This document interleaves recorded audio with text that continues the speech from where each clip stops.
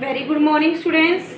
आपको पता है हम अपना रिवीजन कर रहे हैं, तो इस वजह से हम यूनिट फर्स्ट को स्टार्ट कर रहे हैं। ओके, तो आज आपका पहले मैं ये बताना चाहती हूँ, जो आपके एग्ज़ाम होंगे वो मल्टीपल चॉइस क्वेश्चन होंगे। तो अब हम अपना रिवीजन इस टाइप में करेंगे ताकि आप मैक्सिमम से मैक्सिमम मल्टीपल चॉइस क्वेश्चन को अटेम्प्ट कर सकें, क्योंकि आप अभी से मल्टीपल चॉइस क्वेश्चन की हैबिट डालेंगे तभी आपके जैसे फर्दर आपको और भी एग्ज़ाम देने हैं वो उन एग्ज़ामों पॉइंट ऑफ व्यू से भी इम्पोर्टेंट है।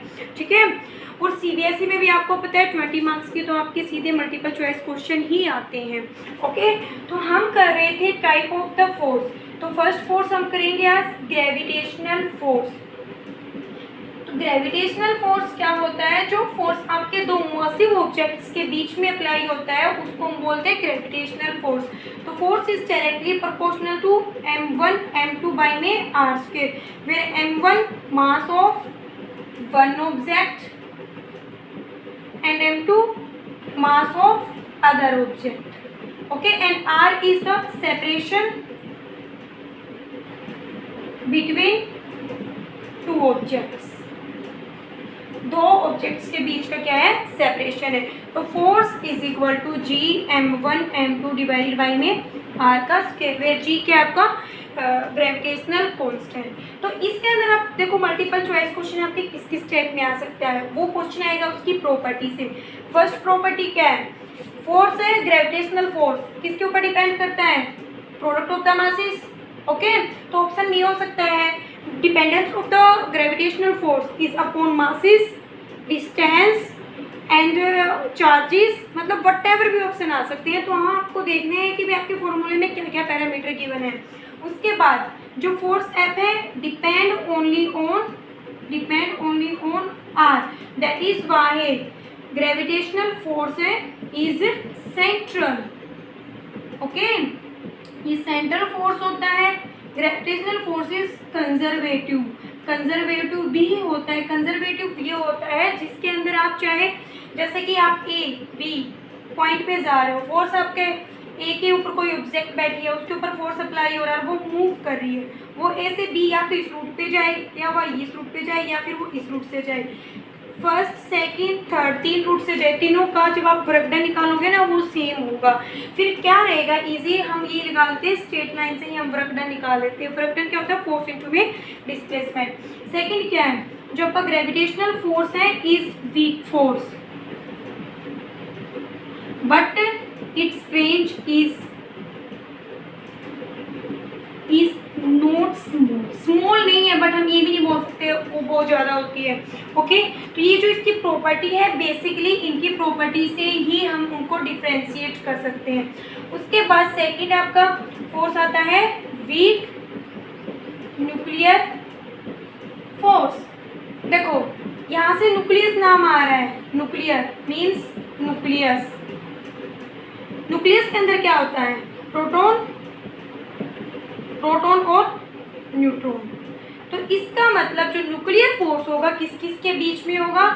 Between proton neutron, proton proton neutron neutron. अब आपके माइंड में ये क्वेश्चन आ सकता है, भाई प्रोटॉन प्रोटॉन तो सेम चार्ज पार्टिकल है और हम इनके अंदर ये बोलते हैं इनके अंदर तो रिपल्सिव होगा। न्यूट्रॉन के ऊपर तो कोई चार्ज ही नहीं होता। न्यूट्रॉन का चार्ज क्या होता है? 0 होता है। और जो इसका मास है न्यूट्रॉन का, मास ऑफ न्यूट्रॉन इक्वल होता है मास ऑफ प्रोटॉन नियरली। तो यहाँ से न्यूक्लियर फोर्स कहाँ से आ गया? देखो जब भी आप क्वेश्चन करोगे कभी भी जो इलेक्ट्रॉन है वो कभी भी एग्जिस्ट नहीं करता न्यूक्लियस में, डज नॉट एग्जिस्ट। ओके, तो क्या होता है जैसे ही इसके अंदर प्रोसेस होती है, न्यूट्रॉन आपका प्रोटॉन में कन्वर्ट होता है, neutron convert into the proton plus में इलेक्ट्रॉन प्लस में एंटी न्यूट्रिनो। देखो न्यूक्लियर के अंदर पहले हम करेंगे न्यूक्लियर फोर्स क्या था, जो प्रोटॉन न्यूट्रॉन के बीच में एग्जिस्ट होता है। न्यूक्लियर फोर्स आपका स्ट्रॉन्ग फोर्स होता है जो केवल एक स्मॉल डिस्टेंस तक ही लगता है। हम ये नहीं बोलेंगे कि ये न्यूक्लियस से बाहर जाते ही अपने आप खत्म हो जाता है, इसकी रेंज अपने आप खुली जाती है। तो न्यूक्लियस के अंदर ये इतना ज़्यादा स्ट्रॉन्ग होता है भी जो इनका रिपल्सिव फोर्स है वो डोमिनेट हो ही नहीं पाता न्यूक्लियर फोर्स के ऊपर। तो क्या होता है, जैसे न्यूट्रॉन प्रोटॉन में कन्वर्ट होगा तो हमें क्या है, चार्ज कन्वर्जन होना चाहिए आपकी रिएक्शन के लिए। न्यूट्रॉन पे चार्ज 0, प्रोटॉन पे +1, इलेक्ट्रॉन पे -1 और इसके ऊपर भी चार्ज 0, तो 0 टेंड टू 0 चार्ज कंजर्व, मतलब रिएक्शन आपकी होल्ड। तो आपको ये लिखना है, जैसे ही आपका न्यूट्रॉन प्रोटॉन के अंदर कन्वर्ट होता है तो वहाँ इलेक्ट्रॉन उसी टाइम पे एग्जिस्ट होता है जिस टाइम पे वो बाहर निकल कर आता है। मतलब जैसे यहाँ देखो, न्यूट्रॉन प्रोटॉन में कन्वर्ट हुआ तो रिएक्शन के होल्ड के लिए इलेक्ट्रॉन को भी आना पड़ेगा, एंटी न्यूट्रिनो को भी आना पड़ेगा।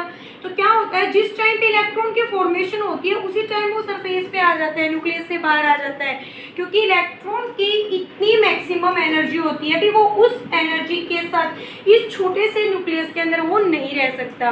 ओके, ये भी हमारा जो आगे करेंगे वो हंसनबर्ग अनसर्टेनिटी प्रिंसिपल, उसने भी बोला है भी आपका इलेक्ट्रॉन कभी भी इतनी एनर्जी के साथ इसके अंदर एग्जिस्ट नहीं कर सकता। तो वीक न्यूक्लियर, वीक क्यों बोला गया, क्योंकि ये विद इन द न्यूक्लियस है। ठीक है, तो यहाँ से आप ऐसे कर सकते हो। ठीक है, उसके बाद क्या ये वीक न्यूक्लियर फोर्स है, चार्ज डिपेंडेंट होता है? नहीं, आपका जो न्यूक्लियर फोर्स है वो इनडिपेंडेंट ऑन द चार्ज के ऊपर डिपेंड करता है। तो इस वजह से जो फोर्स प्रोटॉन पे लगेगा उतना ही फोर्स प्रोटॉन पे लगेगा और उतना ही फोर्स आपका न्यूट्रॉन पे लगेगा। ओके, न्यूक्लियर फोर्स आपका कौन सा है, सेंट्रल फोर्स है। मीन्स इनकी जितनी भी आपको प्रॉपर्टी है वो सारी की सारी आपको नोट डाउन हो चुकी है। ठीक है।